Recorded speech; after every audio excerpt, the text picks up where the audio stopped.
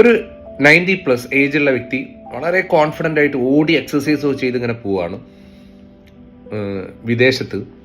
ആ സമയത്ത് ഒരു വ്യക്തി അദ്ദേഹത്തിനോട് ചോദിക്കുകയാണ്, എന്താണ് നിങ്ങളുടെ വിജയത്തിൻ്റെ രഹസ്യമെന്ന്. അദ്ദേഹം പറയുന്ന ഒരു 3 വാചകങ്ങൾ എന്നെ വല്ലാതെ ഇൻഫ്ലുവൻസ് ചെയ്തു.